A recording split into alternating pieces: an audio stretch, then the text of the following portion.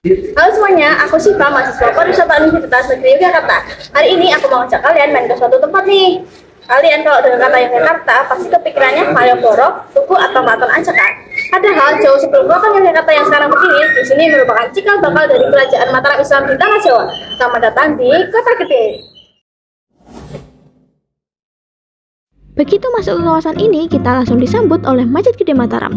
Ini adalah masjid tertua di Yogyakarta yang dibangun sekitar tahun 1587 oleh Panembahan Senopati, Raja pertama Mataram Islam. Coba deh kalian perhatiin gapura-gapura bata merah di sekelilingnya.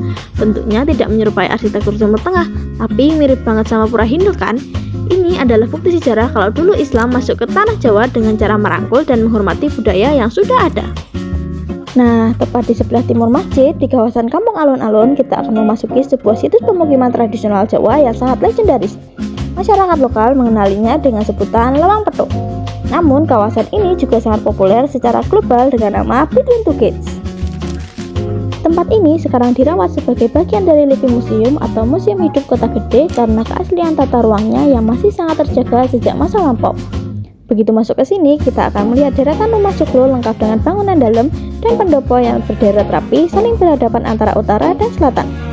Uniknya, rumah-rumah yang saling berhadapan di sepanjang lorong sempit selebar 1,5 hingga 2,5 meter ini sebenarnya merupakan milik satu orang yang sama, di mana rumah induknya selalu berada di sisi utara menghadap ke arah selatan.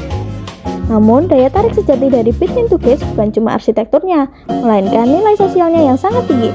Lorong sempit yang kita lewati ini disebut sebagai jalan rukunan. Jalan ini sebenarnya merupakan tanah pribadi milik warga, namun dengan sukarela dibuka dan dihibahkan agar bisa dilewati oleh khalayak umum. Berjalan di sini benar-benar membuat kita merasakan hangatnya harmoni kehidupan bertetangga khas masyarakat Jawa. Sejarah Kota Gede nggak cuma tentang urusan kerajaan. Dulu ketika ibu kota Mataram dipindahkan, kawasan ini berubah menjadi pusat ekonomi yang luar biasa. Sejak abad ke-16, masyarakat di sini dipercaya untuk membuat perhiasan perak untuk keluarga keraton. Keahlian turun-temurun ini membuat Kota Gede meledak di pasar Eropa pada tahun 1930-an dan hingga pada akhirnya dijuluki sebagai Jewelry of Jogja hingga saat ini. Sekarang kita masuk ke bagian yang paling ikonik, yaitu lorong labirin. Ganggang sempit dan berliku di antara dinding batu kuno ini sebenarnya punya fungsi sejarah yang sangat vital loh. Dulu, labirin ini sengaja didesain rumit sebagai sistem pertahanan rakyat. Jadi, kalau ada musuh yang nekat masuk ke dalam area pemukiman warga, mereka akan langsung tersesat dan dengan mudah dikepung oleh prajurit Mataram. Tapi, kalau kalian sekarang mau jalan-jalan ke lorong labirin ini, kalian nggak perlu khawatir tersesat karena sudah ada petunjuk jalan berupa garis merah yang bisa kalian ikuti sampai ke jalan besar. Kalau ke Kota Gede, belum lengkap rasanya kalau kita belum jalan-jalan di Gang Soka. Nah, di gang ini kita bisa melihat rumah Indische peninggalan saudagar kaya raya zaman dulu.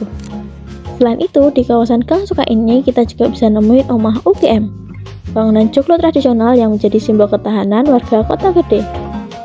Pasca gempa besar Jogja tahun 2006 lalu, bangunan berbentuk joglo peninggalan saudagar perak ini dibuka kembali sebagai bentuk dedikasi untuk menjaga dan merawat warisan arsitektur leluhur agar tidak hilang di telan zaman.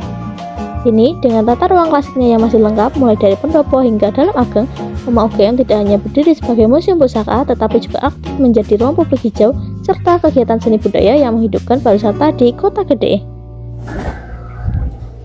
Kalian kalau main ke Jogja jangan lupa mampir ke Kota Gede ya. Sampai jumpa di perjalanan berikutnya. Dadah.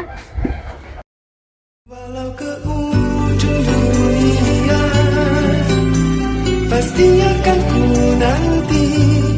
Meski ke tujuh samudra, pasti ku kan menunggu. Karena ku yakin kau hanya untukku.